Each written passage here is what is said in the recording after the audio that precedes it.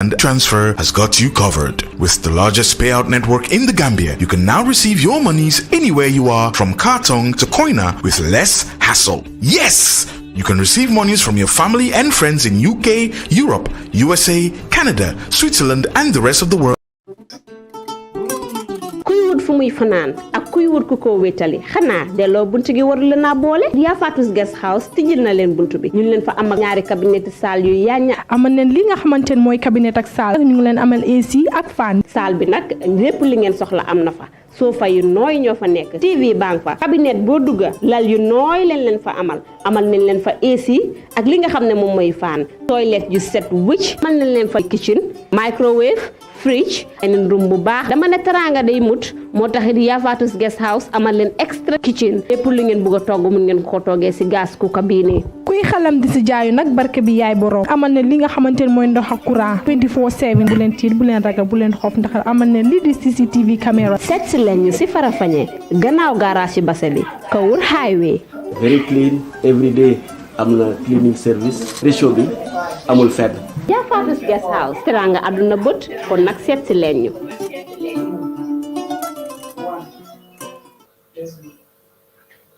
All right.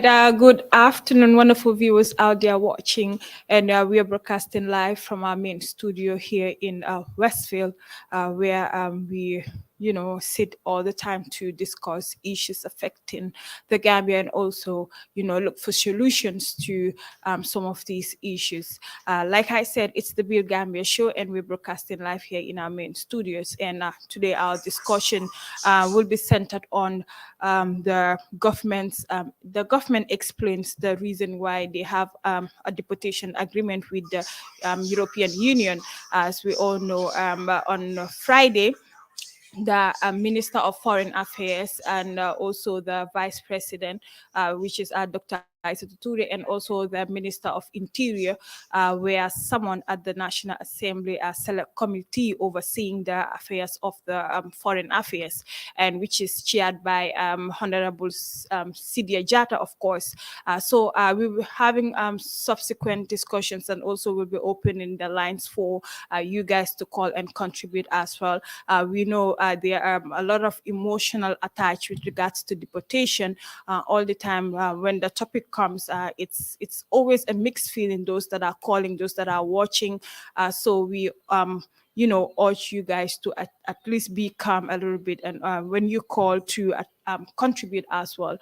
So combating on na for nyami tuwabu kanto bi mbasira njane na Birr Gambia show mi yalan ko wala kanal ya lungoli kabotano kata fo arami sola nyewato ko kabona na studio ba kono bi nak mamin kachala wala Nigeria ko mumu government ifintita nan nekata National Assembly Select Committee min yalan ko wala be foreign affairs nying oversee kan mi yalan ko Honorable Siaka Jatta la chia ka explanation ke nanata agreement la nanata ini European Union ya misuto nanata yo mol min yalan ko yo deport and mol min yalon ko wala be ko may nyantaka deport back to the Gambia. And nalon ko there are a lot of psychological and emotional attachment nanata deportation la ko, because ye bondi dulato ke samanan dulato mi yalon ko fenteje o ka kuleti mi yalon ko mu jamal buka ano so bi konka ke nyamato watimba line ol mol fanale contribution ke nanata wala karola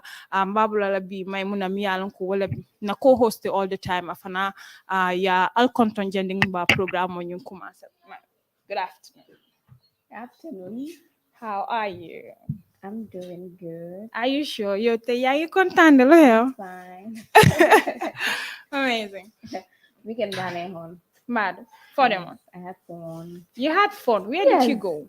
Kir. Dede, where did you go? No, Are you sure? Yes, I have. Did I call say I'm a I have a living ceremony on Sunday. I have a program, a wedding ceremony. So, gis na yaa ngi feature ñu ngi may xaalis yaa ngi ko joxe dama la ci say fo jël xaalis nga xam naa ne that's not your money. So nuyul gaay. Yes, ñu ngi nuyu ku nekk si turam ak santam di leen dalal si seen beneen programme biir Gambia show bi bàyyi ko from Gambian Talents TV Monday to Thursday bi fas yéene waxtaane lu am solo issues mi nga xam ne mu ngi affect the society mu ngi affect Gambians yi nga xam ne ñu ngi dëkk abroad ak fi nga xam ne moo nekk home parce que xam ne ne yéen a moom Gambia seen boss la te ko Aïcha ni ko waxee ñu fas yéene waxtaane lu am solo topic bi nga xam ne is very sensitive fool la rek very sensitive nga xam ne daf koo affect the issue of deportation doon na xam ne bépp Gambien bëggul koo dégg te yéen mi nga xam ne yéen a nekk si diaspora bëgg leen naa dégg te xam naa loolu daf leen naxari trop so numbers yi léegi tey ñu defal leen ko si screen si pour ngeen xool ngeen joxe seen contributions wéru gastu mi nga xam ne moo nekk loolu so ñu leen naa nuyu di leen daal si seen programme biir Gambia show comme ni nga ko waxee biir Gambia yéen a ko moom soo bi ñun ñoo ko moom Gambia su baaxee ñun la baaxal so ñun ñëpp war a ñëw tuggee ñu defar li nga xam ne moo nekk suñu dëkk bii di Gambia so lii leen fas yéene waxtaanee ak yéen tey show bi yéen ko jagleel yéen ko moom koo leen ngi joxe seen contributions waaye képp ku joxe sa contribution na nga xam ni nga waxee parce que ñeneen ñi moom you need tanga especially with regards to deportation moo tax ma ne it's a very sensitive topic la boo xam ne dafa overall sensitive so ni deportation so many people are very emotional there are certain people nuñ demee si Europe bi kenn xamul nu gaay demee there are certain people dañ jaay seen kër dafa am ñeneen seen yaay dañ bàyyi seen soxla ñëpp ñu tegal leen pour mën a gis ne mu leen laa jox yoon pour ñu dem tukki so lii la indi si table fas yéene koo waxtaan ak yéen lépp leen naxari daal ñun naxari nañ waaw amazing so nañ start programme bi gis nañ Minister of Mineka Foreign Affairs Momodou Tangara together with the Vice President Mineka Dr. Aissatou Toure and also Minister of Interior Mineka Yankuba Sonko génnoon nañ ñu pour ñu waxtaan ak Select Committee National Assembly ñoo xam ne ñoo amee wàllum Foreign Affairs fi Gambia gis nañ koo xam ne Monica Siaka Jatta moo ko chair gis nañ ñu ñëw ñu ne they were trying to blame each in fact blame games yi dafa dooroon di start ñu ne am nañ ku wax ne sax moom xamul the reason why some of those people some Gambians were deported ñeneen ñu ne sign on papers according to Dr. Tangara because I was watching it moom wax na ne first 25 people government then sign an agreement with EU so that they could actually help them support but the last batch that came and then they were dumped at the sea airport they do not know how those people were dumped at the airport so after lolu is on a lot of controversy a lot of criticism because people were criticizing the government and then this one before the elections through the spokesperson ñu release statement bi di wax ne government ñoom lifinuñ they do not sign any agreement with EU. That's what the letter clearly states. They do not sign any agreement with EU for Gambians to be deported. So in turn, on Friday, you gain a sign on names, but then the other part you're going to. So after all, we are all Gambians. I think communication is important.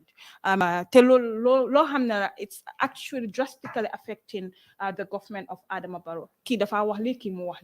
So a lot of Gambians have been complaining, they do not actually feel what they're going through, because you actually leave your country in search of greener pasture. So for them, back to your country where there is nothing for you because Sidia Jatta said, and I quote, during Nyom To Amon, bring them on EU countries and law. They urge these authorities to train these young people with skills so that they can acquire skills. At least acquire a skill. For example, at least you'll be able to help yourself. Probably if you are engaging in criminal acts, you will not be engaged in such again. But unfortunately, some of those requests and some of those demands were not met. So what's your take? Yes. I know people will soon start calling us, so. Yes, ku bëgg a call rek number yaa ngi nii di 7949214 7949214 mooy number si nga xam ne soo ko callee rek yow tam di nga bokk si programme bi nga joxe sa thoughts ak li nga xam ne as Gambian naka nga gisee loolu comme ni ko Aïssa waxee deportation doon na loo xam ne képp nga xam ne génn nga ba tukki. Man, I don't actually even want to talk about deportation. duñ ko dee bëgg at the first place because the person ñu demee ba tukki yow xamuloo noonu daal di tukki so as a responsible government yéen bi nga xam ne people voted you are there pour ngeen set the affairs of the people mun doo ñëw in return ngeen ñëw toog di wax ne maybe xamuma ku ko sign or whatsoever yow sa waxee loolu to your people what will your people say lan la ñoo wax ne kii is this person serious or what yow mi nekk the person bi nga xam ne yaa oversee some of those issues there are certain things today that happen foofu mun loo génn di joxe an excuse di wax ne yëguma lii ak lii nu mu happen ne daal so something li nga xam ne ñii ñi war nañ see séntu seen bopp bu baax a baax parce que deportation this is not the first time mu ngee daal di happen mu ngee happen time to time te soo gisee gars suñu léegi ba ñib si dañ dee frustrate dañ dee amee stress to the extent of there are certain things yi nga xam ne dañ ko dee def sax duñ ko dee yëg because yaa ngi nekk foofu dara sax dañoo wax ne defuma dara dama jékki-jékki rek ñu delloo si ma and all that stuff te xamuloo borom si lu mu nekk at the end of the borom su ñibbee si dëkk bi fii si lan la moo jaaxal ñëpp xam ne Gambia nu mel ni ñaa ngi complain Gambia nu mel ni fu mu nekk nii so there are certain things foog ma ne dafa rafet pour nit ñi mu ñëw dal I hope there are communication war na moo happen within themselves pour mun a gis ne ñoom it neen ñu mun a toog daal di ama waxtaan but the issue of deportation benn Gambian bugul ko kenn no even benn country bëgguñ loolu sax you know welcome ko pour mun a gis ne sa citizens yi génn in search of a greener pasture pour mun a gis ne mun nañoo jàppale seen family members yi and all that stuff at the end of the day ñu daal dina dellu si back to fi nga xam ne nga start from scratch dafa daal di ama métti because dañu wax ne dañu génn pour mun a gis ne mun nañoo dem uti bi so fa naa government bi mun nañoo jël everything they should be responsible for everything pour mun a gis ne mun nañoo protect seen citizens there are certain things daf ko jarut pour mun a gis na nga génn certain thing maybe nga nar a génn a certain amount of maybe si tubaab bi dina la dugal to the extent that di daal di sign the agreement of pour mun a gis ne mun ngeen a nangu si gaa ñi ñibbi si at the first place ñooñu si ñibbi si sa dañ dee overlap mat li nga xam ne moo nekk government waaye at least you know xam nañ ne government because Tangara stressed out that the country cannot continue to refuse deportations. You know, government muninta refuse deportation. Why? Because send citizens. So obviously, they must bring them back to the country. But it has to be something that is well communicated.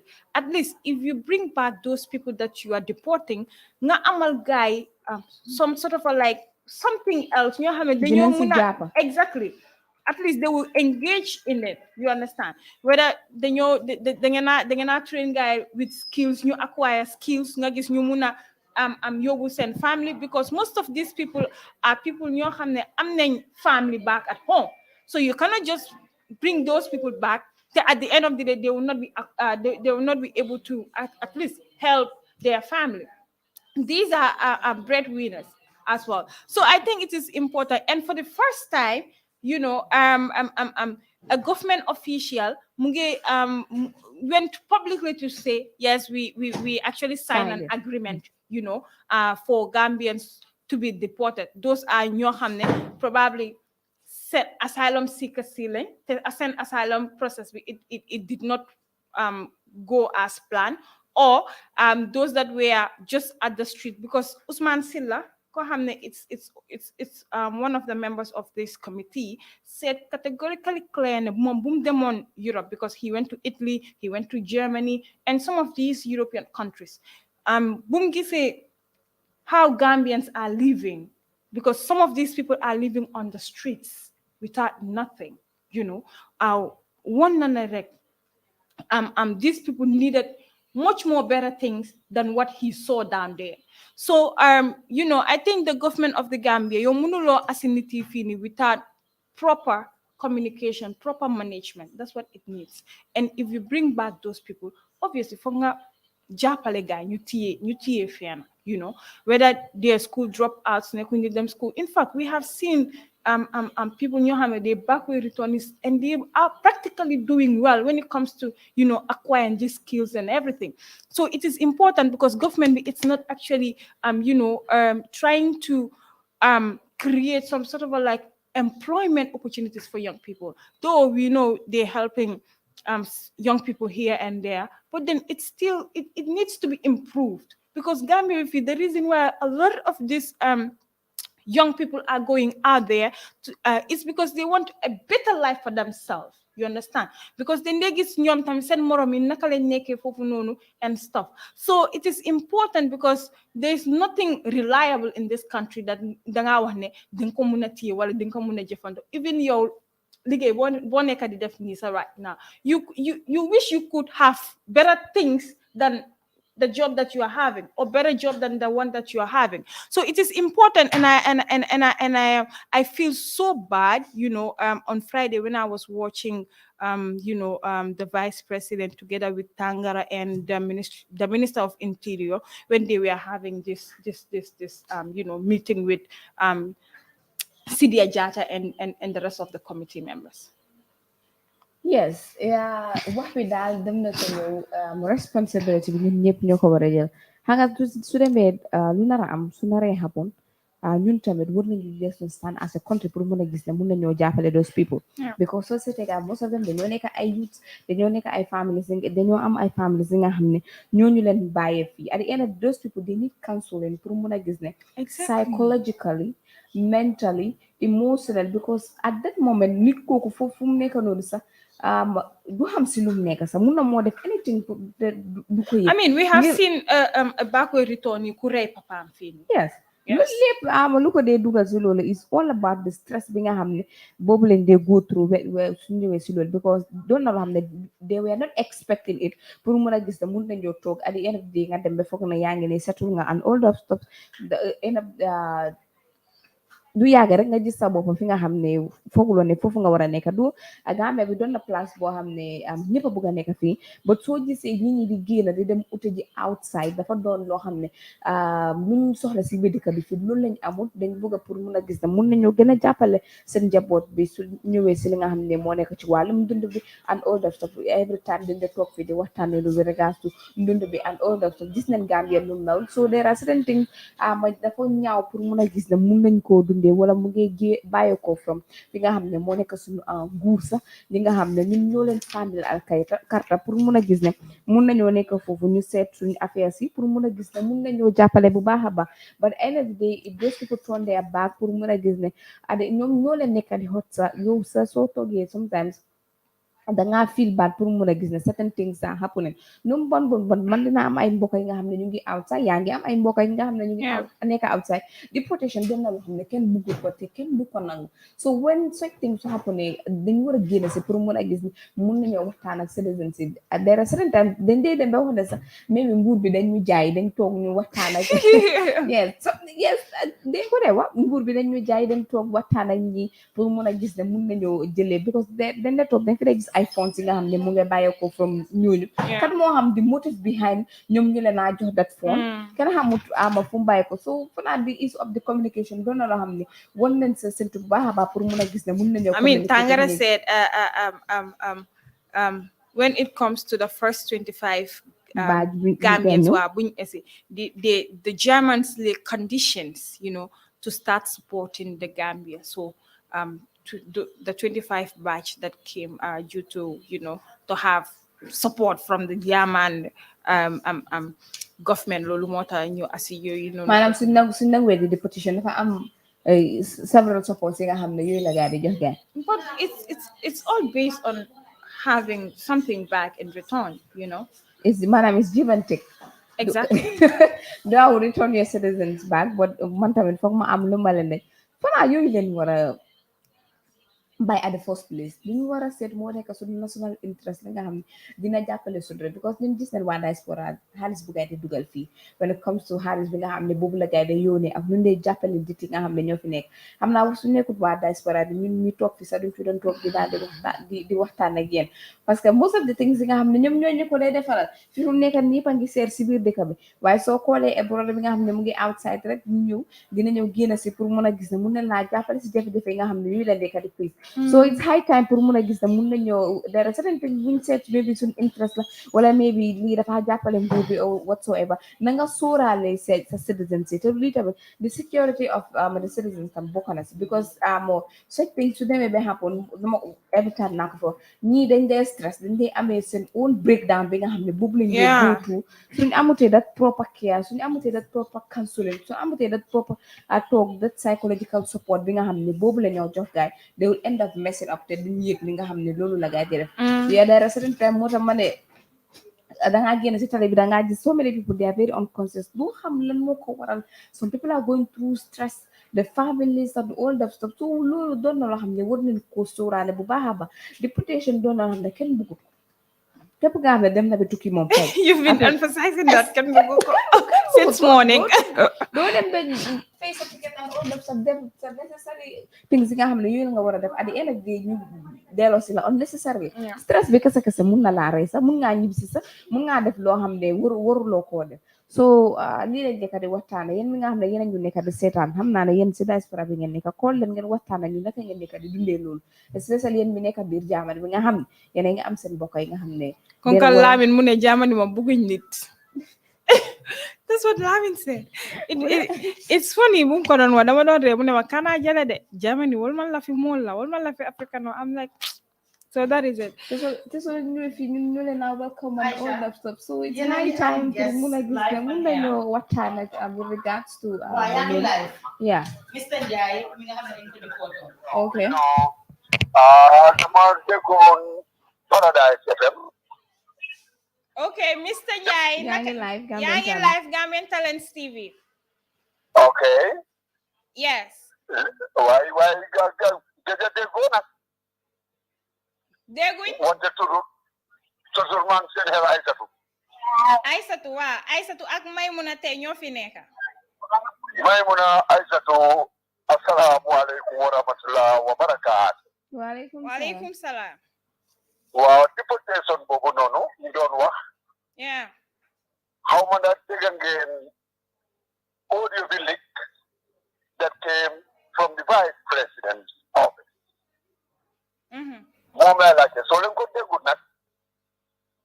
I mean, tell us, enlighten us, because xam naa ne suñ viewers ñu nekk di ñu seetaan dañ bëgg a xam audio bi lum consist of.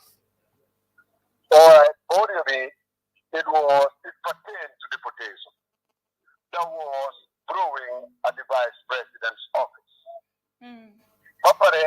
It was leaked today by somebody. More than I just get the information. So the man just joining heads up. Thorough investigation of this particular case. Then man, I will get back to you. Yes, the man you for or I'll be looking to get you all live. So nakala. Yes. Come on, someone live right now. Because I just get the information. I'm going to put that. Wow. Mom down loan I just get the information. I want to digest. No. Because I am a victim of deportation. And some people in Cameroon who signed this deportation. So the family there is a leakage pertaining to that. When the mail man have more information, then I will call you all back with them. I mean, okay, Mr. Njai, before you go, then labuga lache handa dega ngane Minister of Interior and Vice President and also Minister of Foreign Affairs demon nañ pour ñu togg ak National Assembly seen select committee ñoo xam ne ñoo nekk di séntu wàllum foreign affairs. Exactly. the National Assembly, first of all, is on the line in a month or 2 months. One day, all these people you mentioned, they were mentioned in these documents that came out. That is the Minister of Interior, External Affairs, and the Vice President's office. The Select Committee, being a National Assembly, I hope they will do your job, they will do their job, and expose and investigate it thoroughly. Parce signature being destroy a lot of lives.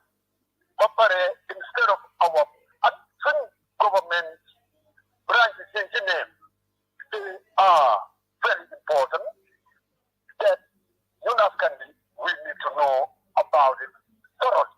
But the Select Committee, I hope they will do their job and investigate it. Who signed the signature?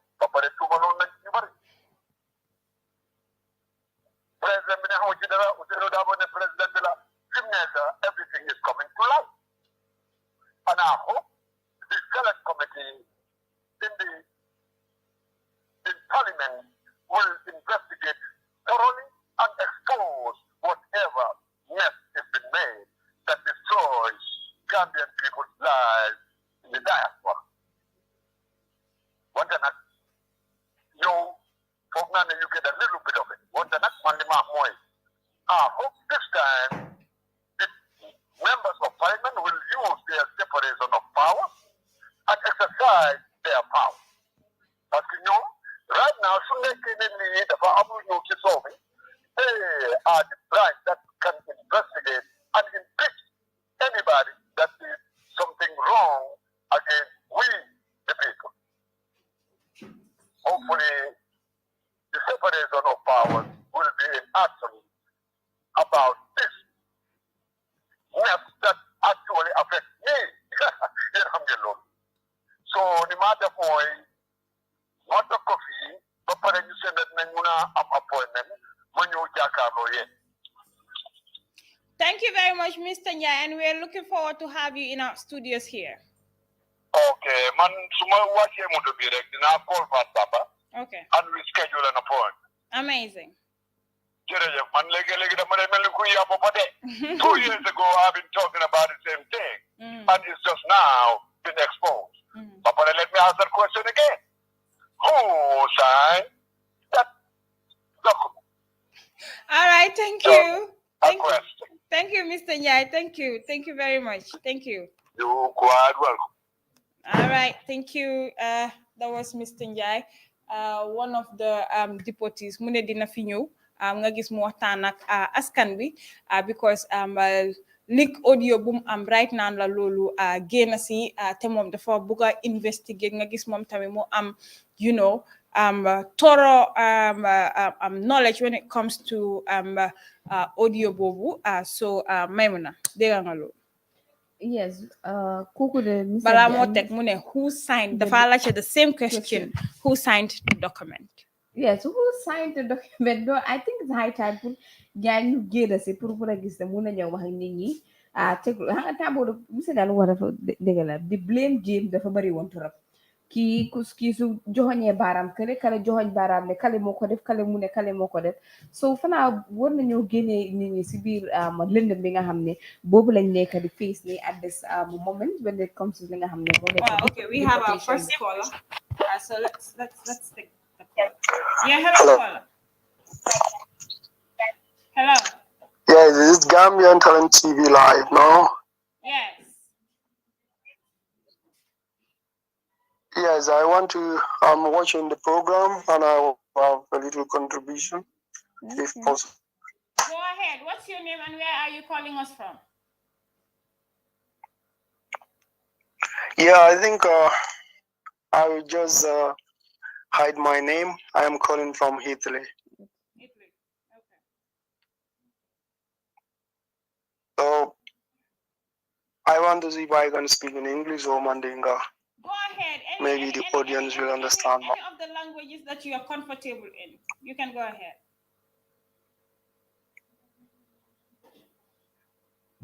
Ndola, I love the Kalten Dukal Nimbara Bage. Yeah, so deportation of member king la Fakawole contribute the Monday.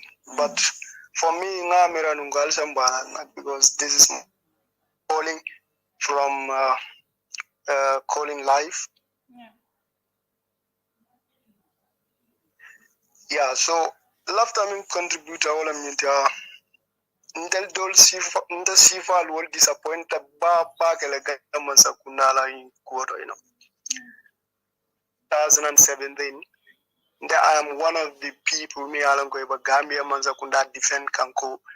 They cannot sign this, they cannot sign this, they cannot sign this. But they prove me wrong. Me in a good disappointed Gambia man la kuoto baba kele And Molba commanding okela the lives of former interior ministers, former foreign ministers during 2017 time, and the government, all of them, especially Mini Alan Kosai Mandra position, like the lives of Hussein Udabo, my Fatinho, Yena Gambian or Yapo Gambian or and then signed the basic or Jumalia sign. Because they deceive the whole Gambian people, especially the youths, many Alan Kolewa diaspora. Because for several times, almost every media house, in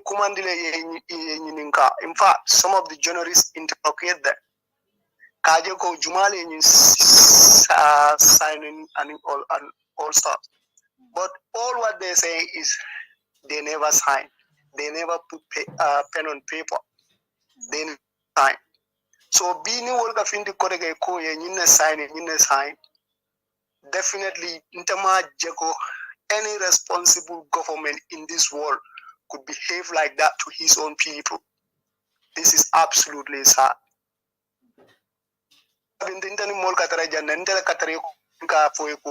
At a possible Gambia Manzakunda is signing it. This is international law. If you found one thing in foreign country, or if you cannot, exhaust your legal stay in foreign country, you have to go back. It's nothing. Puruka foko itesela. Manjari document sign. So that was my defensive. But in the whole, from this government is deceiving me and my colleagues here. This is so sad, man. That guy disappointed Bagale Gambia Masakundala Kuoto, definitely. This is very crazy. At least you can mobi aloneko niba mandi banko kan lua mes if some puruka stage. Ye right so the case and wila banko pona a right so the ke receive. But exactly. But mune atina iba follow ko ima sign when you sign that is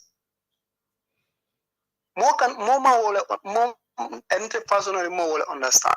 Why in Alpha means sort of as a government, they lied to us for how many years? This is absolutely unbelievable. No responsible government will do this to your people. And let me come to the Vice President Kabirani Galba meeting was Sotoka. Kabirin 20s Akatema Kalamda in deportation clip karab. Sorry, deportation, but Akama Kalamda wo later that document Akamintandi Galako, like when Sidia came to Germany to have those negotiations, can make sure they bring this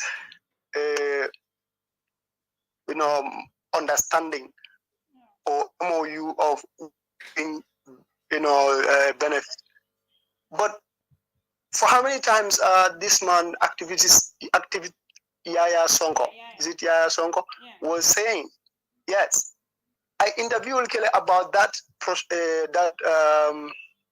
process. Everything in Germany. He made interviews with media houses. So the vice president, je interview killing je internet or media to kala moy what is happening. So you can see like the critics of Barrow government, he coming behave about this government, honestly, Antoniale. Definitely. Yaravan Tonyale. Government mi yalon ko aba koteng.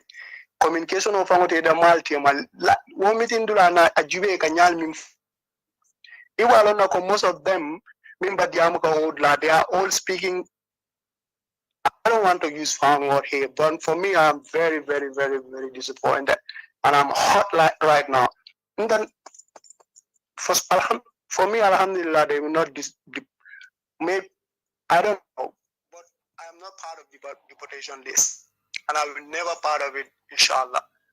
But my friends, my colleagues, my brothers, many alonko, they are here. You get me? So this is absolutely hard. And I want to tell Gambian Dingol Mini Tubabuja. Compared to other nationalities like Nigeria, Senegal or Ghana and all of that.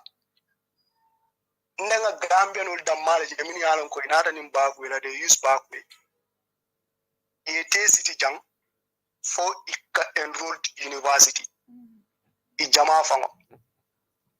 Man hani Nigerian killing je warande Ghana, warande Senegal, warande mi alon ko nata nim bagwe. Ma for me visa tanam pour kana story purposely with I-20.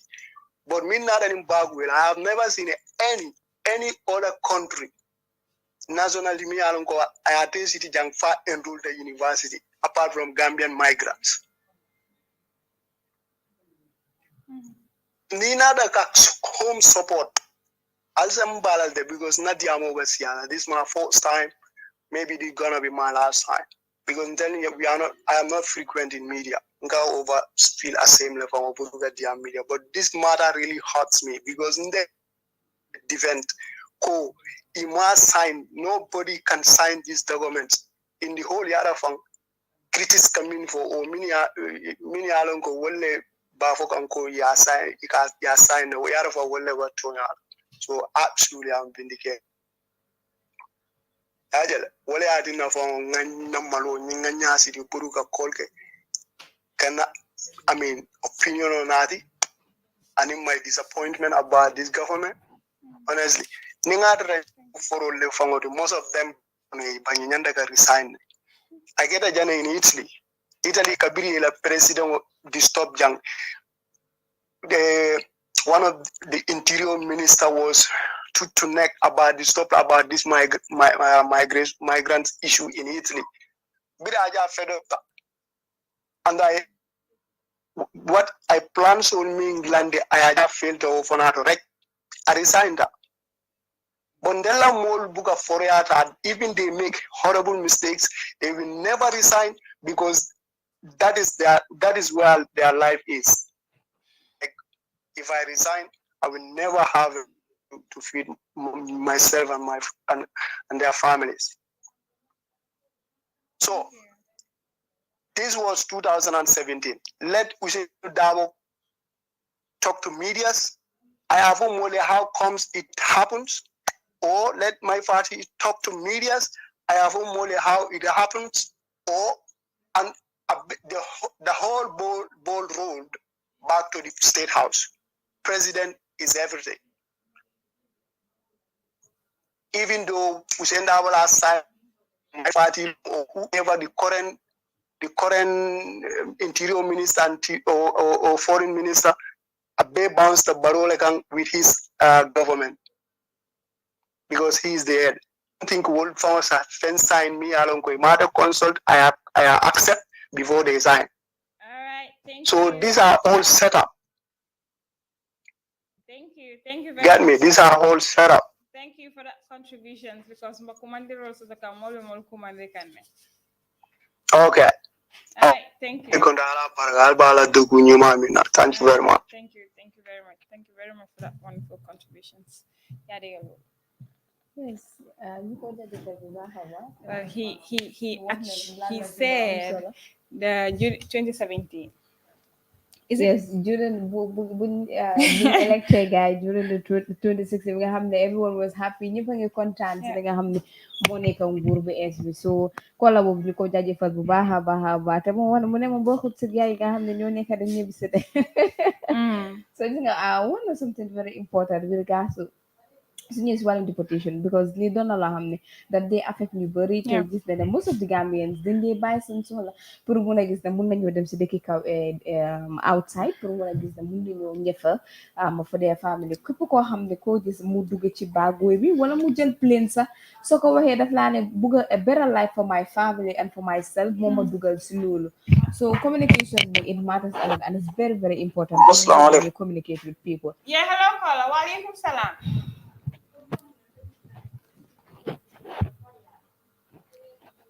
Hello.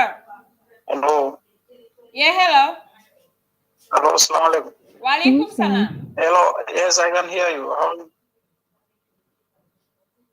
Okay, we can hear you. If you're actually listening to us through your TV, you can please reduce the volume of your TV so that we can hear each other. Okay, can't problem. Yeah. All right. Now, can you okay, hear well, me? to regards to this deportation... Go on. What's your name and where are you calling us from? I'm Habib, calling from... I'm residing in Germany, but at the moment I'm in Italy. Okay, Habib. What's your take? Yeah, with regards to this deportation, with regards to this deportation, it's very sad that so many people have to struggle with coming to Europe and the end they find themselves deported. It's very sad. And the problem in the Gambia is there are no jobs and many youths are there. The government cannot even provide jobs for those people who are present in the Gambia. So if they are to bring all those people to the Gambia, it's going to be a very big problem, There are a scarcity of jobs and...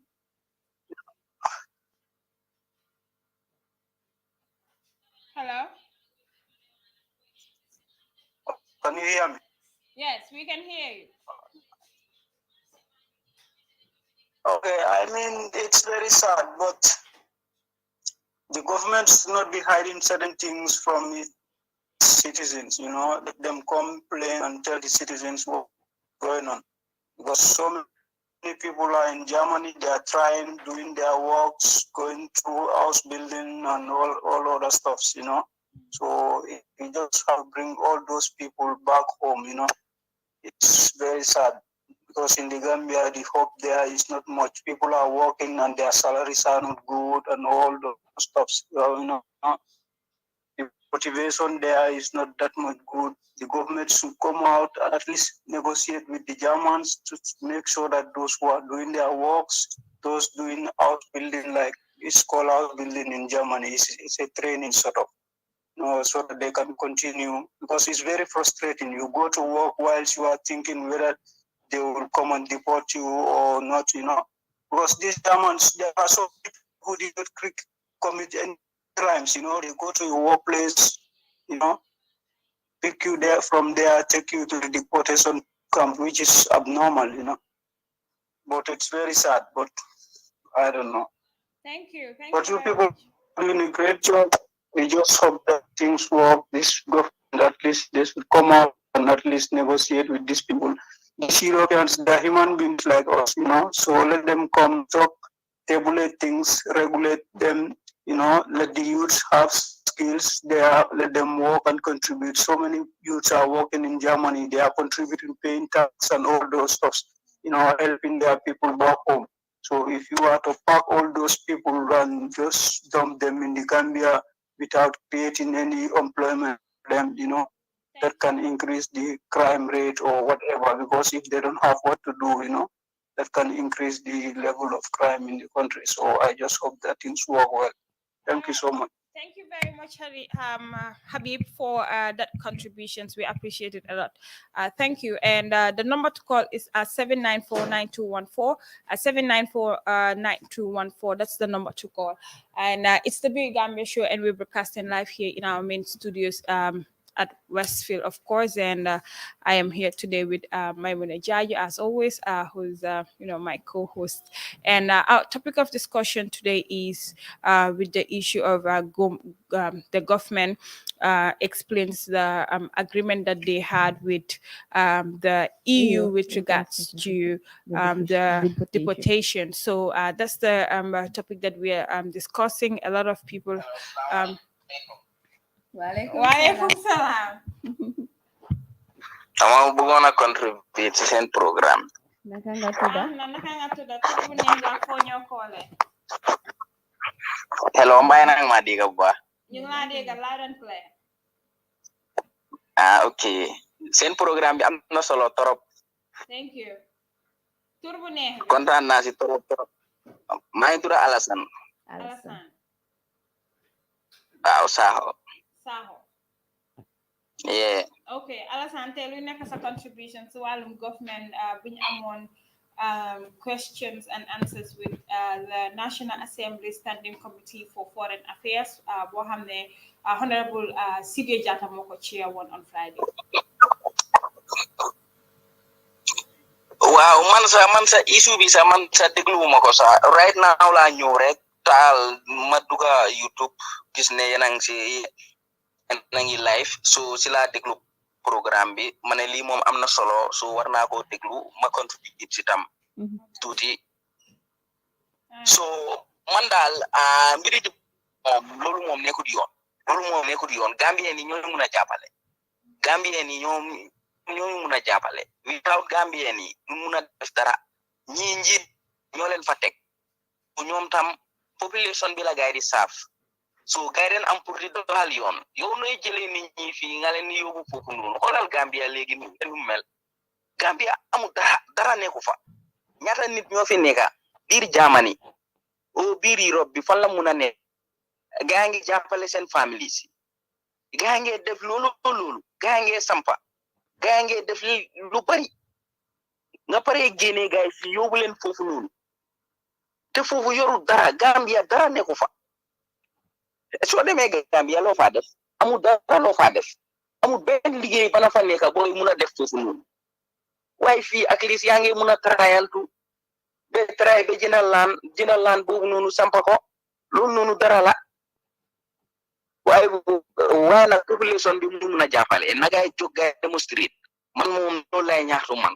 na gaay jóg gaay démonstrate gaay daax gaay seen wax bi loolu mooy solution bi without loolu noonu gaay dineen toog foofu noonu ba gaay deport ni su after si su gaay xasee ba deport nit ñi duñ si mun dara so wax rek leen si mun a defar so di aliya di beta na gaay try gaay jàppale nit ñi na gaay jóg gaay démonstrate rek ñu mun a jàppale right now nii kana digal yi nekk Germany foog mu frustrate amul dara waaye foos la moom frustrate so man moom neexut ma dara waaye programme bi neex na kontaan naa si yéen torop sax jërëjëf. Thank you very much. Thank you, Alassane. Thank you for that wonderful call. Maimuna, go on. The issue of deportation, think to the cover here. They duñ ko dee bëgg te duñ ko dee nangu. So we are here to sympathize with them. Psychological support bi daal they need it. Yeah, hello caller. Sis na ngeen def. Yeah. Tur bu neex wax foo ñoo koole. waaw man maa ngi junior maa ngi koole Spain.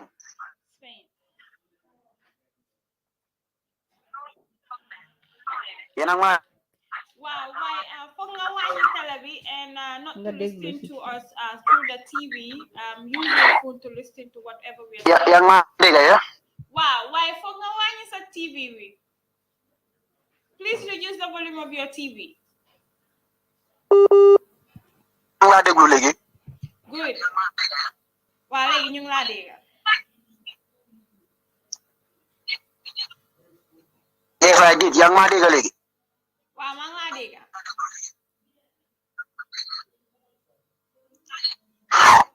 waaye yow man moom nekkuma di la dégg soo li ma doon wax rek mooy Gambia dañ war a bàyyi seen xel bu baax a baax nguur bi dafa war a bàyyi xelam bu baax a baax a baax.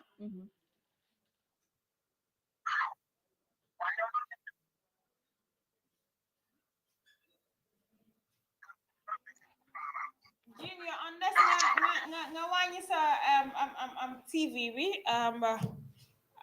nga gis waaw because moom mu ñoo déglu directly from the TV instead of nga déglu ñu from your phone because loolu su amee rek pour ma dégganteeg yow it's going to be very difficult so dinañ jël caller bi bala ñoo jëlaate sa call bi yeah hello caller waaleykum salaam. Hello, assalamualaikum. Malam welcome because ndele sama la wacce kanya. Okay, probably wala tina nyomo yo mansonya. Bari mbete moy kan. Okay, coordinate. Tanate to di mara re ko mandiro ke kam min tole. Makman roceka Italy le senen jira do ko le non dinta media kono no ngarje live den ngaji ko kalba ko momin fokay no ko mata le no ko bar ngal kol mi ngal kolel famman dun na fel fa ngata biro fan tujele metal kol kaman no. Okay, hako boy ni mol ya line wala busy okay nyalem. Sign nanata itela contribution or nanata in deportation or la fola mi alon ko Gambia be bole foka nyin tembe na baile kabina Minister of Foreign Affairs Yemi Mutangarati and Vice President Waning Minister of Interior Tatalanu in the National Assembly Standing Committee sitaka ka question or take answer nana ta committee la karola wali minalong deportation la karola ku jama nata fintije itekata Gambian citizens imantara Gambia be outside la minetala overall observation of nana ta nyuko la karola. Thank you very much. Nina ankal follow because of alka cool follow me alka kumatale because min deporting senko nyin nde follow no akukuta no mulka fo ma sign ya sign ne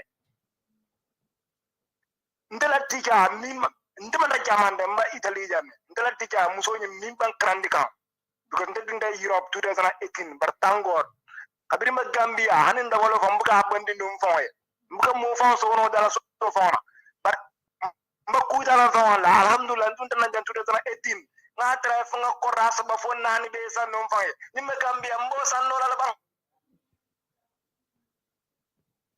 ni ma Gambia mbo san no la ban da san no la nte nyon jamal fa bi min ba kata kam pour Gambia e ka Gambia no ja ka fa aka fam bali jando aka ci Gambia e ka Gambia no je no aka school of on tuje kata do ko ke prika ala mo 5 no Gambia e ka woje Gambia no dambala jam e ka Gambia no je 100 school fam bu ka sonna jolan comme za ta pour su ko non ko le tamano nyame su ko non ko le balu no nyame ngam fam bali jam understand barsen ni kita wodi por si ku si fa sen no e wo ko la e kana si ka fo ma sen net ke na dia patale kabirin ni di por master time because hanu school ko fo mol fan ka fo mba kes la because of musolo after na ko nyoko baratul gamne because atama dal fa Angleterre kala jaman kel mal fal kam moy la ba parliamentary moy kam me moy ka lalan ko okay so anara fo nyoko atol Gambia tonya atol tamala le ba Gambia ma ko ka hanatra atol tamala mantra 5 kambra alite ma ko ka nyame min fam Gambia je alla ko di tiol mi ala ko tiol wol fam mantra Gambia ma ko ka dina ka tamba atol tamala alti atol tamala ala man sa kunda sita kabiri si kutata jang tubabul koyol ta te jedo ke nene kula mi ala ko prier sain dana sa school of on kono jede ngai ko akre no nyaadi le ata ba ko jamana abe ta ba ko hani Italy jay se dipodi ko no bari man symbole soto akom to man symbole soto pour kay dun taw diport bar no wonte ya raidinal pour kal diport ako bar jamana wala symbole soto le after o fla nyon ko gal man sa kunde assign adra at computer kono akada lumin ya sign lumin na be fundi dale because abel system rin already ya sign lumin na akada secondo minute time minute bawo man tulun sign wala de ndo african to la tulun sign wala de abe fundire no computer kono fangandala muta nga be kra itale no nga banta ngandala muta folo ngo Gambia mi alon ko tol mon tensoro ndefan kundu ma fida gara soro boy mbuka mo fonson transo fa ala ma ko na fida gara son boldo yinu fida gara son ngala me to karawoldo mbu bar mo so no fenna to do ko fenna fata bar mo so no fenna iko mo so fenna immediate fa si alhamdulillah ta jantu samay tango fa nga ko ran ni nyankar nun sanno nima Gambien ta kenola so ala ko man sakunda ko ni ber ko la ni bel politiko la i ber ko kala ya franto tamalal ma ni ma sakuna de i tolde di un ma firin to abdule because photo force baro di wolle ke min be ni police no wuro no i de wolle i de ni ma ta sira ta bu jande nda sala jande ni sama te kam bar ma ni sama ko to pour ma sala ko sama ma ni ma no sama no nyaata bar hanide say i communicate reporting nda first time kapira for nda malla for kapina tika be nda ni kombe da ko team ko nda mo fo mo telefon sku ko mo ta afan ni aba secondo time wol minute la kido lo menna ya be fundal wala ngamira bunda tawandola ako abakala malu bar pour muslim dara kafiro jahannam du mo kono and wala kede bitte muslim dara jahannam du mo kono afre dara sando and wala kede because some mune kita man foreale so horonto mo fin du fa to ko muslim mo le man foreale na fon kan ngami man foreale kan you understand okay ndeng jamala ndef at least njidana bar do bi je suma ibe do ko ni sama koto ni suno koto promisa da ngamba ma ni sama ni sama no dame kanu be nyaaya ma sa kunna ko fa ka man san ndem ta jamala to yaata bar ni ngi ti podon ko me ni ko ya fon fela da fo ba ko ni takina boy because e ko da fa pratique badam bi nda yi no nda ran ba ko yella ni ci man fa la ran ba ko ni be sire Europe jam billahi wallahi ta like Gambia no jay do ko ta a fam bale ba minto ma aki su ni tara ko diki la ro no tan do ni do ko do ki su billahi wallahi ta like ba ko do la mo sele jay e ka driving sino tole no ta ni mo ja driving sino jo kan killing ika kontel killing fula because amante fom ngaso to bari nga suule mira mira suule la ka fo na bijele baba bijele you understand mbati nga ko nga karani ta at least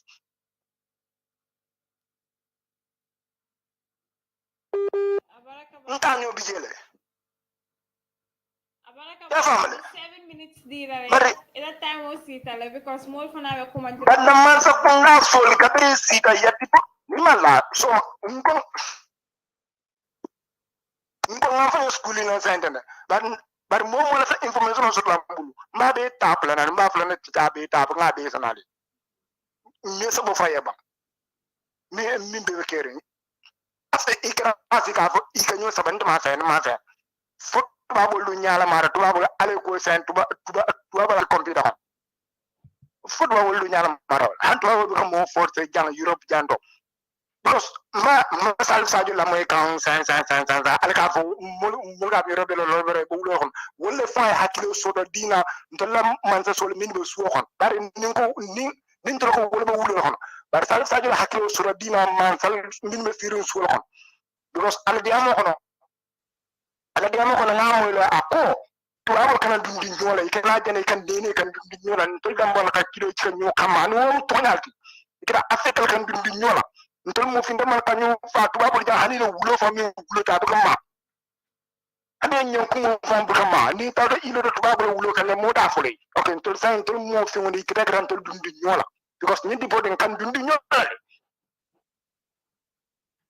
okay ale mi di bor ala mi no fa dira e kam mi dira e or ni frata hani fe wo fa malu bal Gambia mi ne bije hani fe Gambia fenti jeto no mana jamado na putana thank you very much time was it ato diamu talfo you know and the Kabimbe fire for so I was just allow my mona to read some of the comments. Me yalong ko wole bokan ng Facebook ni YouTube. Jending ba another call si kala betong maflale ko asamol hakadani nane ko call sol be dum kanne but then maflale ko ne momi yanko be kumandiro to allow your you know colleague or you know a brother or a sister to also say a few words baldani ba fulali ko only 3 minutes time but akala ka time odi ala ka diam wala ani 3 minutes so sita bakala ka telephone kuntule sa ye dol fana se do no yela own opinion on this. So please we want you guys to you know at least respect that from us. Thank you. I'm gonna go on. Yes, we have messages. Ngi bay ko from ñi nga xamni ngi sétan ñi nga am koko di buga jeyte mu ne no more deportation Nelson Mandela. You have messages ñu ñëw but some of them are written in French. Yeah. Man dégg ma français.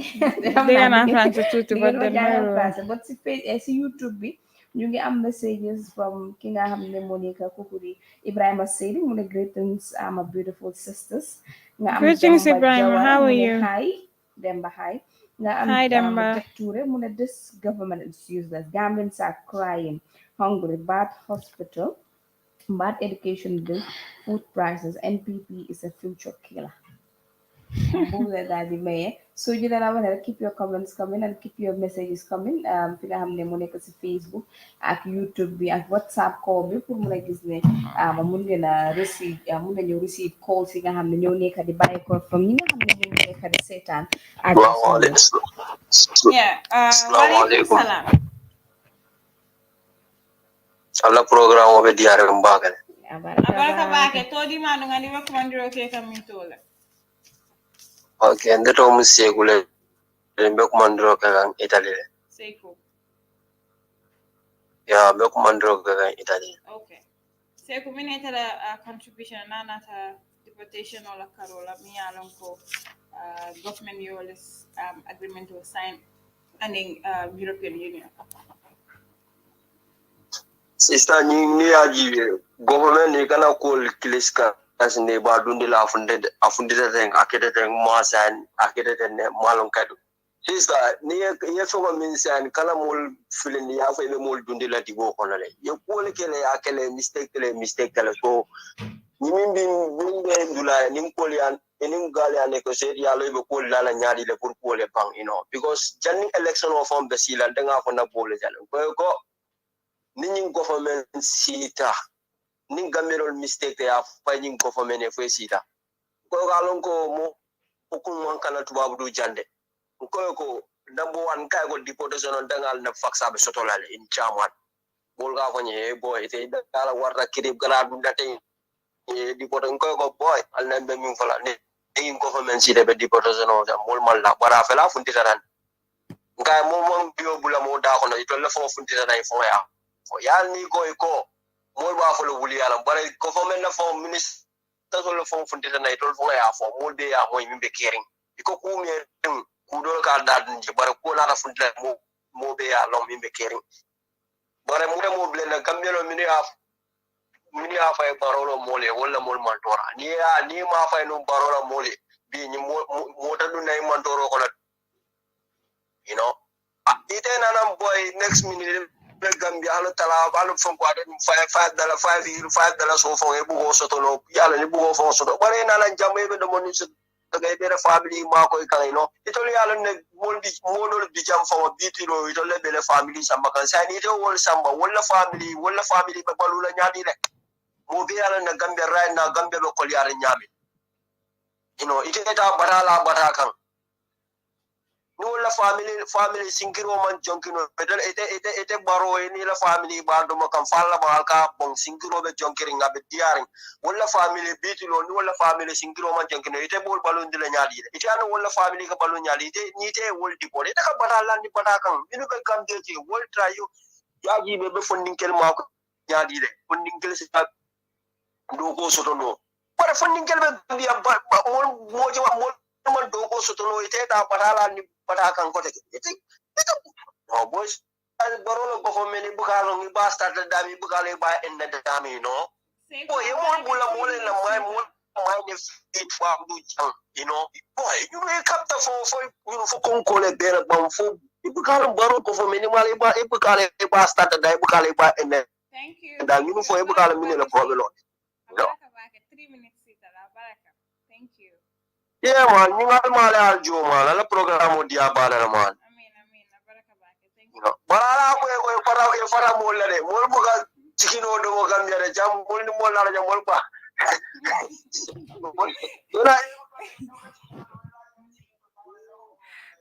Baraka Seku, thank you very much. Ali Omoelo, but Seku Blokono, Kafali ko Hanimbi, the number to call is 7949-214, 7949-214. That's the number to call to contribute. And we have another caller on the line, and we pick that call. Yeah, hello, caller. Hello.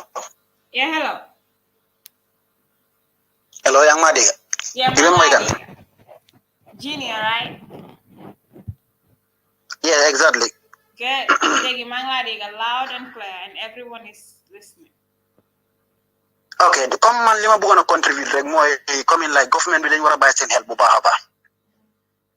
Ndaxte soko setlo amna boy yu bari ñu ngi jaar Libya. Ega ñun yépp suñu leen waré bubé ñu délo leen komo dañu yaa suñu dëkk bi. Dañu yaa suñu dëkk bi boy yi nga xamantene dina 25 bu ñu am fi nañ leen bay ñu am jamm. Suñu ñibé fu do yaa dëkk bi because of dëkk bi ci demé mënu ñu am lu wara am rek dafa jaxé dëkk bi.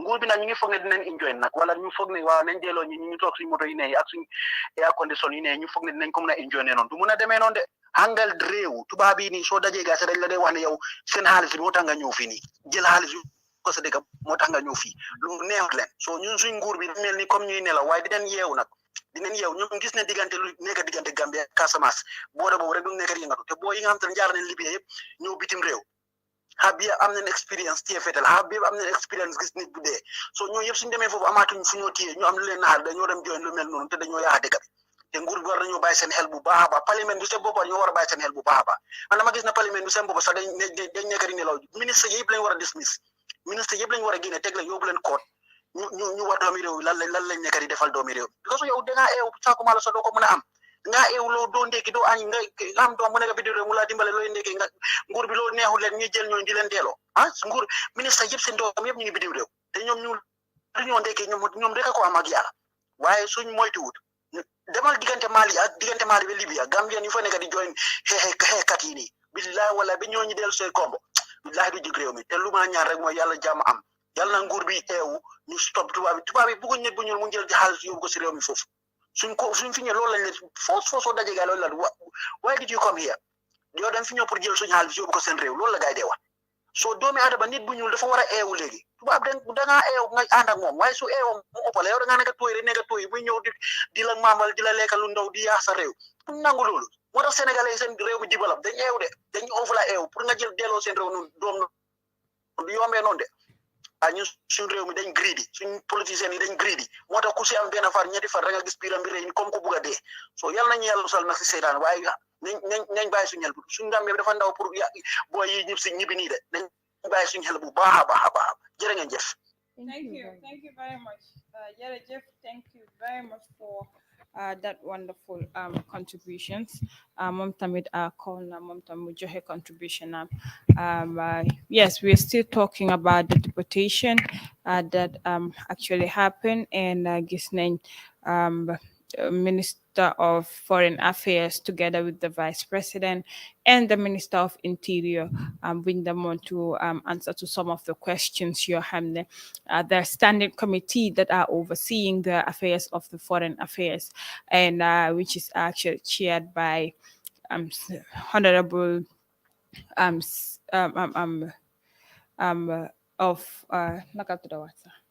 Sidé Yata, exactly, and other parliamentarians there. Wax nañ ne ñoom daal ñoom first 20 nit yu ñëwoon government did sign an agreement with German to have a support from the German government, but the other 20 or 25 ñoo xam ne ñooñu leen assigné dom leen at the airport, they do not know how those people end up in Gambia. And Lolu, I've seen a lot of controversies, a lot of critics with regards to Barrow's government and the blame games that, kimune hamnako, kimune hamuko, kimune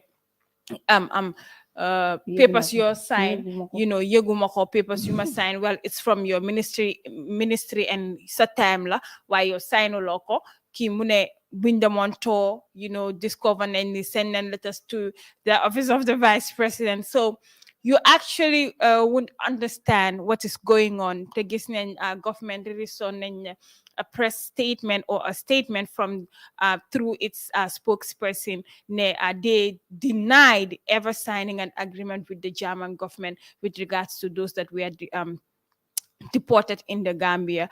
Dega nañ tamit minister boobu no mi nekk Tangara mi nekk minister of foreign affairs tamit wax na ne some of the things that were mentioned for these people to be deported in the Gambia, it's because they believe all problems problems happening in Europe, it's caused by migrants, so it's rather unfortunate.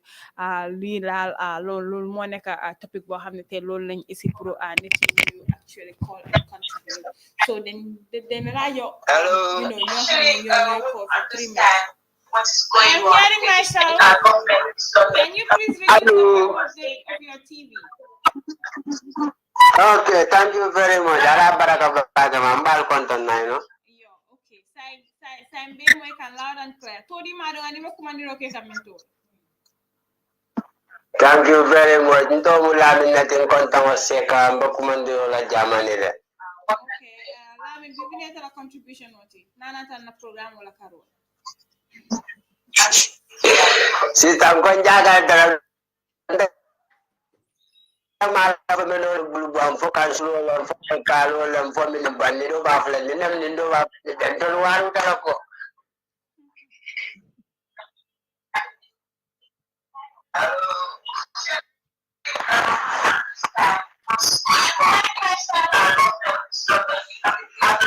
Mr. Jato, foi sa tele. Sisa. Ni como la nyomoyo sonea.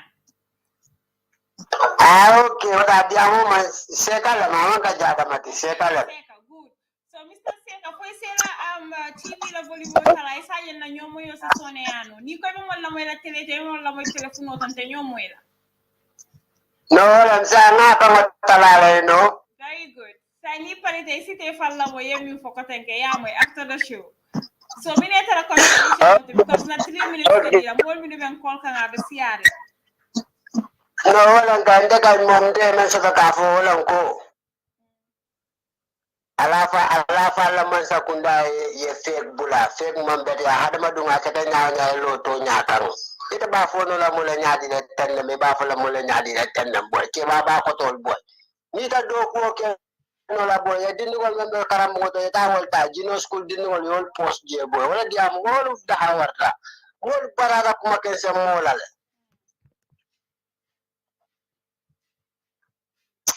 ala banko alo mar alo mol ma ko bari inta mala fa al kalo le be je bam because ten nga moy president ka jakal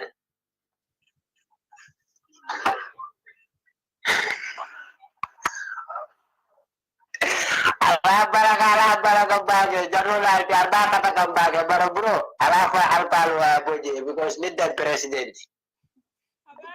Mr. Seka, thank you very much for that caller. And still, I'm in time, no, but the Maba and Maimuna to go ahead with. Okay, now this person has been calling for so long. The you just give me call. Yeah, hello.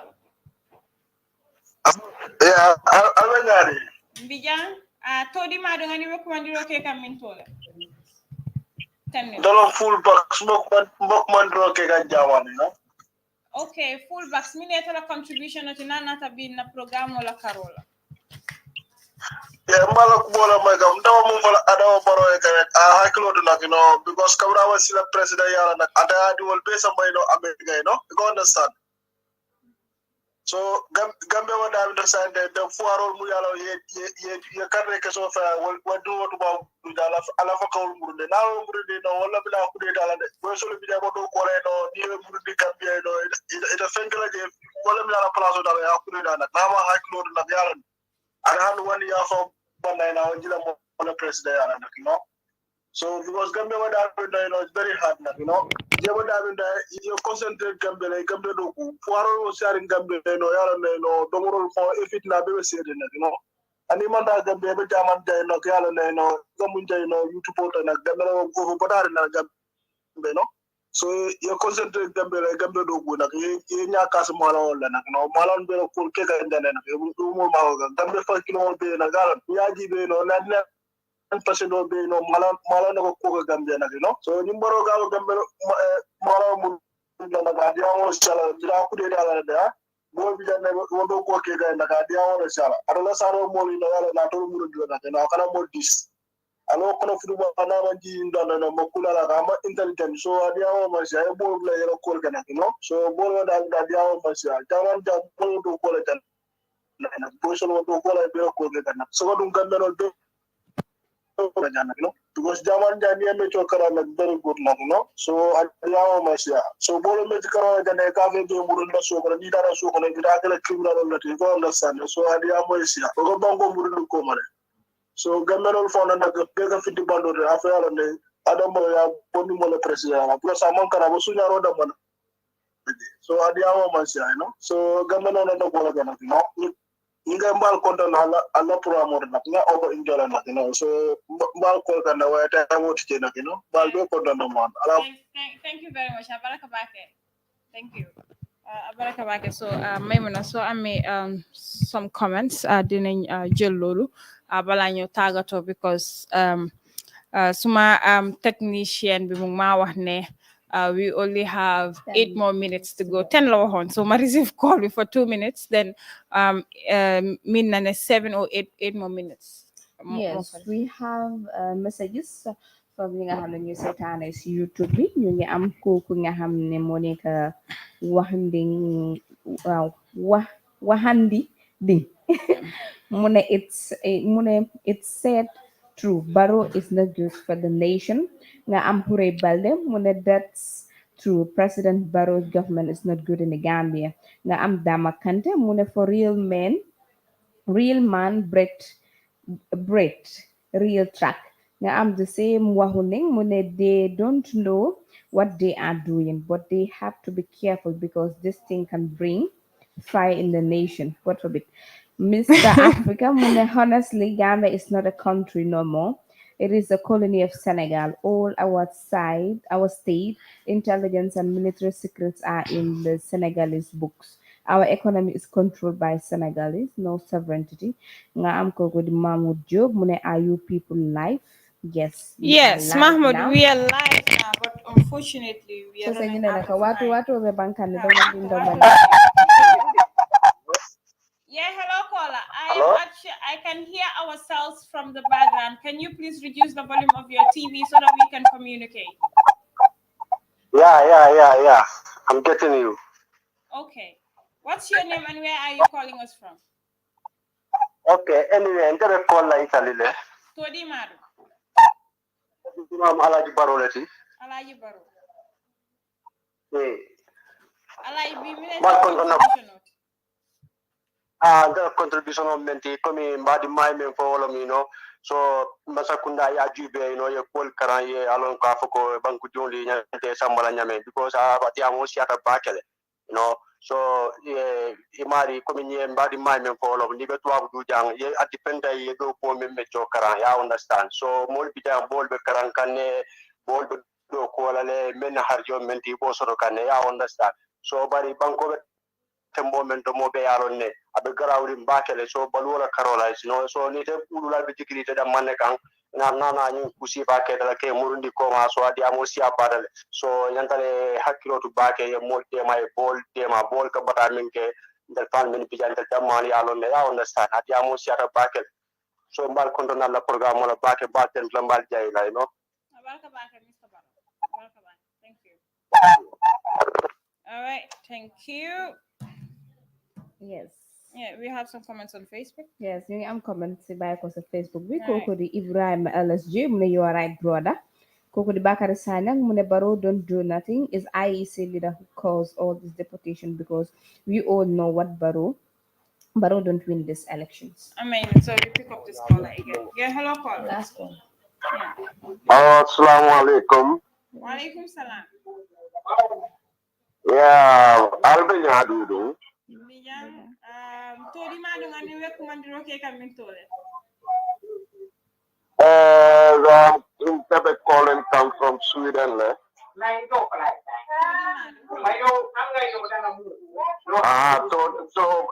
Bori.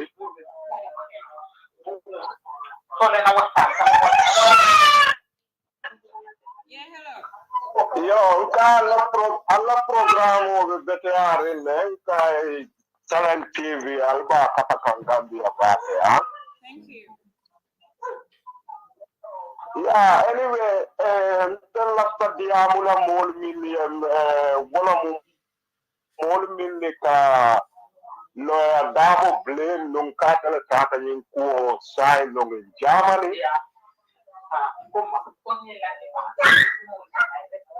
Because sai ba tele cool clear ta Gambia no dela koli. Lawyer dabo ala ya kunin ko kona senata feds. So right now the problem in Gambia wala mu yenti nyinyo jawya ayatina ka problem ol janna banko kan ka neglect.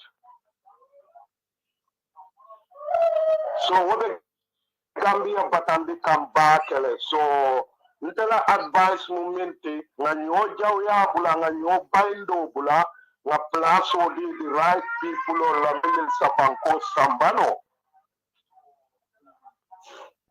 So man politician in na opinion kawale for, So wala muna advice to every Gambian na tribalism bula, nga nyo jawya bula, nga nyo baindo bula, nga banko di the right people o laminia banko, isa na banko bondino.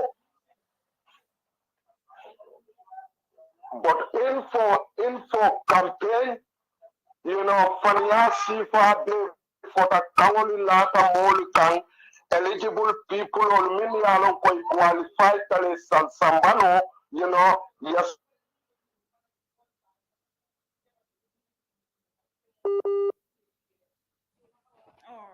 Too bad we actually lost that caller.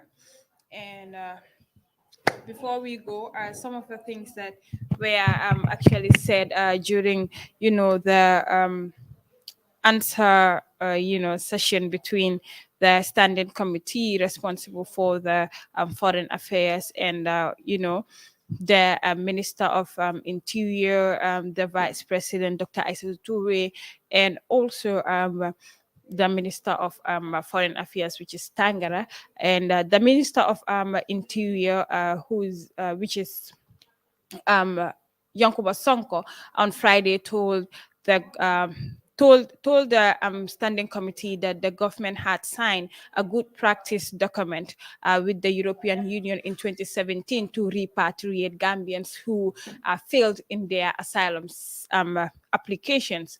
And we have also seen in October 2021, which of course through the spokesperson of the office of the president and the government, in fact, issued a press statement, denying the signing of this agreement, which, unfortunately, it did not went the other way because, we were approaching elections at that time.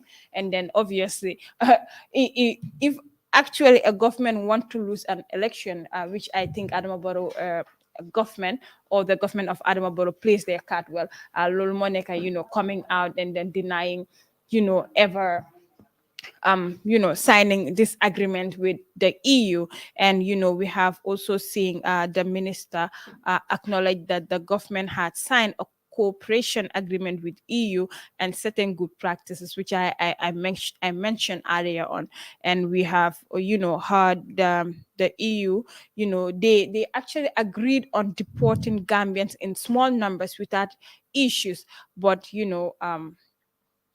the moment, they started, bringing Gambians in large numbers, it started bringing public attention and everyone is talking about it.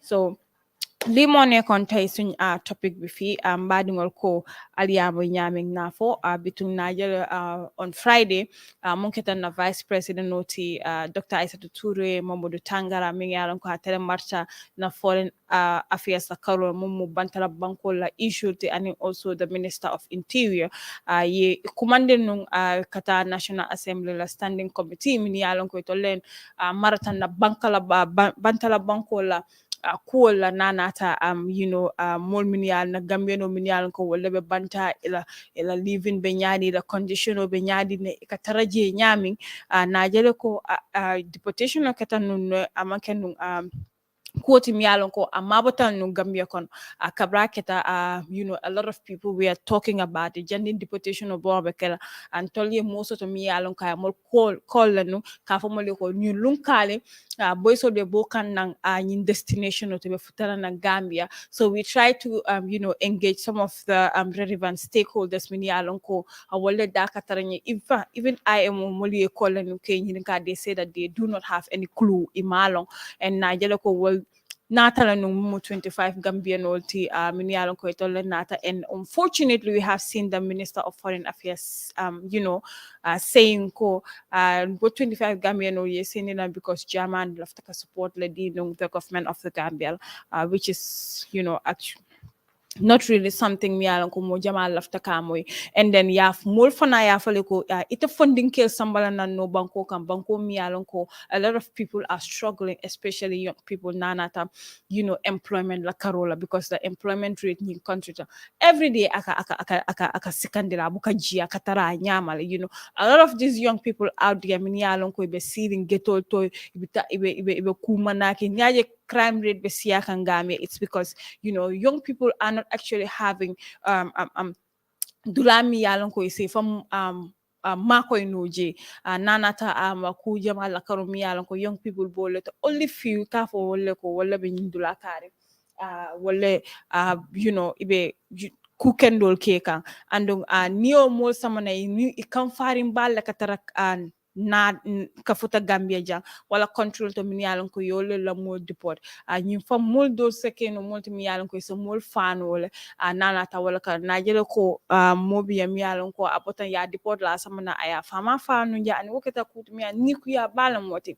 So inyantaka all the necessary requirements of the steps needed nanata ke samba nang ke samba yeta mol jemini yalon ko inibe counseling sotola ibe gal kala ka diamu gale yeseni nang kabonang tubabudu. It's not the end of the world, but also at Diminta Bakele, you went there in search of greater pastures, even though the environment nanata now Bankola Karora is not favorable, and which I think the government of the Gambia should look into. And Kajeko Ayening Dulata, these are some of the leakages Minialon ko Gambia no bole taka.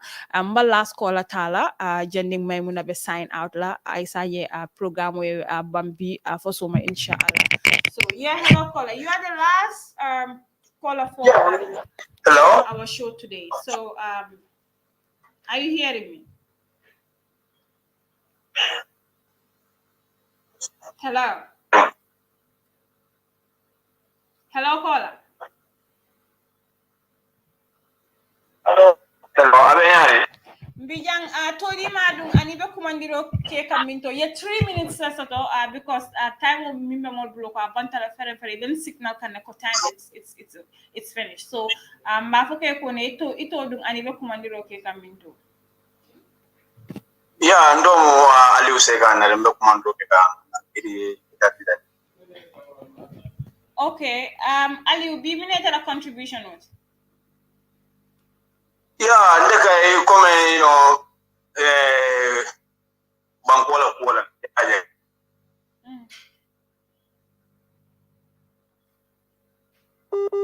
So banana rice so fruta dia ya. So in deportation member right now then yalo. So I'm not made no yalo during 2017. When you be secret kono yalo. iba fola karla sign yalo ba yalo may may sign so la kweda but you know ndema coming ndema Gambian no lebele dali yalo ko ye kaddo di Adam Barrow ndema wo lebele because ndol membe ja na wulula lebe Gambia kadam fama woli ndoko mal kadam mbari wol dinji wol so ni ede dingo muda ya muronde ede dingo me yalo ko wol ge ita effective bege ni o muda ya muronde dale da sije mana de wala man ko le wala fo la kun na gel bu ko dago so ñingo kay birum nimme ye zoy taji tolle kadro di baro nimme ye dimo je Gambia salo wamu because ya fo en algana kadro di Adam Baro la mo le na wulal ko algana kadro di Adam Baro bo baro ko first time lawyer Hussein Dabule sign and ovelo ma sen yarno so lawyer Dabu Kayamba ako dan na dugare asa ako boy ni mo le because you know mo be ko atare sign so sign ovela ko sign ni me ye di mo je Gambia bidu so sa mo do nyaaw sula bayre kay do sign da fo ko pare kay so ada ba bay no ko rek so wala mo ñu ko mo de kay yalon because you know ni aje ni wol bebe kere Gambia yalon fon ngelo sirin Gambia ma Gambia ñu ko ko nembe no abe kala mo so mo man do so reji so ni da ko dina mo kino mo da be mo na Gambia yalon so dia mo bina si yalla le gay mo be jay so ko sino no yalon ye boy ci jobe farala wado fa yalon ni o mari mo na Gambia ya dara ga ñu masipo so mo si yalla so mbal muso ale do ko kende wala every time so nga la programme mo ju be la ga yaje lai yungai numbai wala leo alma ale asima ale galla do ko la ya sister ina ndito ma ju pe dino like na product is something very important because ina rajibe janto coming kelvin janto ko janto ya ne intelligent bantala bankol Gambia ibarata jamba kele nina anyway because me ndolnga silo man ne nobody helps no ka fam masakunda mablu kunje mo ni mablu kunje ne ka fam fo la on ko di ngami pocket kana na ni silo la second yana na ko ten ko murni apo ko leather nak ni na rajibe so nde anda min fo la kan masakunda dal bu ya ko ba ke ka kamil mo mil be itali anin pantala banku ko fana kan ina mi ya ni kan wada mandra ko mo to para ka ba ke Thank you very much. Allah Barakabaka for that wonderful contribution. Maimuna. Yes,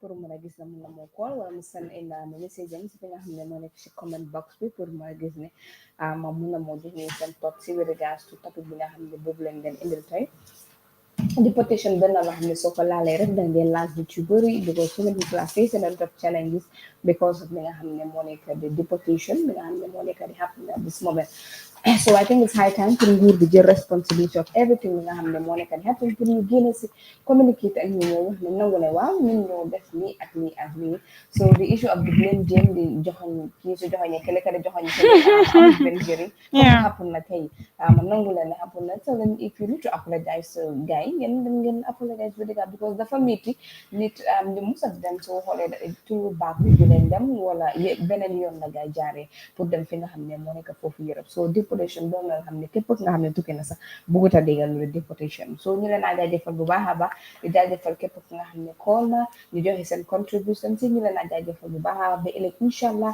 ñu ñëwati ak beneen topic daal di waxtaan ak yéen seen biir Gambia show jërë ngeen jëf. All right, thank you, Maimuna, for that. Bitung mbadin jibera mi bebe njibe kanyin temenna amba flali ko na program mbadan na le jande fo shuma inshallah and manung amin fo kan bi mun na topic of discussion ta keta kulati mi yalon ko nanata deportation la karola emotionally and psychologically mulka attached to it bakele so we actually don't want to be talking about deportations all the time.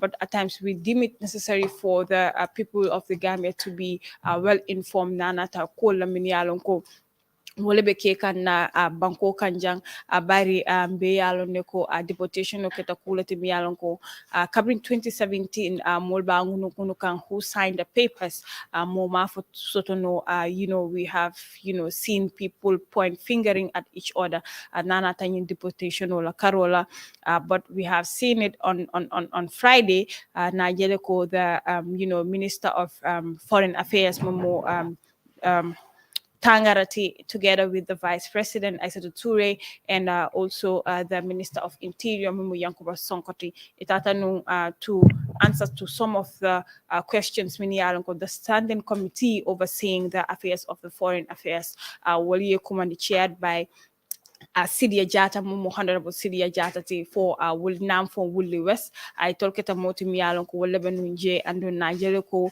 they were trying to the Gambia government went on an agreement with the AU to sign this particular document, and then so that we can have support from the EU, the German government. But then 25 people, someone knew the other 25, we don't know how they came. And they were just dumped at the airport. And then, since then we have seen Yaya Sonko. Unfortunately, we wanted to have Yaya Miyalonko at a deportation or be all the time heads of the mullah or this is what is happening, whenever we try to engage the necessary stakeholders they don't know unfortunately this is the Gambia that we are living in. When it comes to information, to have an information, it's always difficult. And Nigeria ko back then covering deportation ko during around October, point fingering at each other who signed the documents. We have seen the Gambia government in October, of course, through the spokesperson of the government, statement released Kafuku, they denied ever signing, an agreement with the EU, which is rather unfortunate. And then, we have seen top government officials, of course, saying they have actually signed for this document, but then the other ones, they do not have any, knowledge about it. And we have to commend the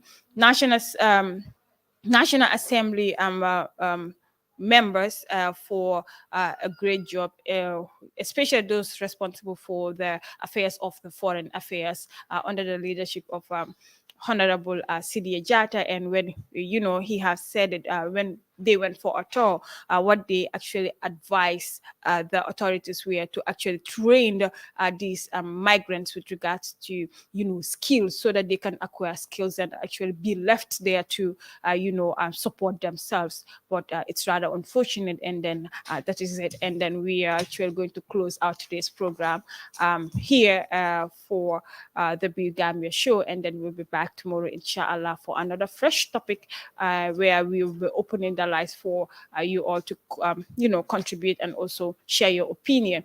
And I want to thank our technician, who's Hazali Jata, and he's the one behind the cameras today, and technical work as well. And we want to thank each and every person who actually contributed towards the show today, and also send in your comment section as comments on the comment section. Until then, do have a pleasant evening. Bye-bye from us. If you want to receive monies from UK, Europe, USA, Canada, Switzerland, and the rest of the world, Supersonic's money transfer has got you covered. With the largest payout network in the Gambia, you can now receive your monies anywhere you are, from Kartong to Koina, with less hassle. Yes! You can receive monies from your family and friends in UK, Europe, USA, Canada, Switzerland, and the rest of the world with our safe, secure, fast, and convenient service that offers you the largest selection of payout locations in the Gambia. Supersonic's money transfer. We are currently in 34 African countries and counting, giving you quality money remittance services that are second to none. Visit the Google Play Store or the Apple Store today to download the Supersonics Money Transfer app and enjoy excellent money transfer services only with Supersonics.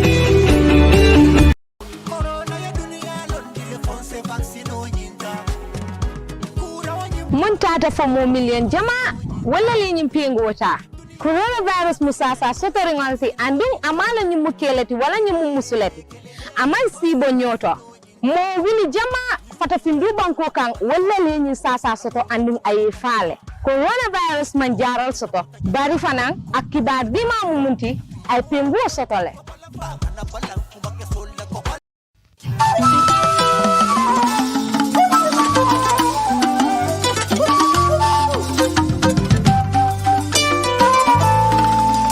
Gambian Talents Promotion. Jaliba Manding. Corona muna muto nyaledi.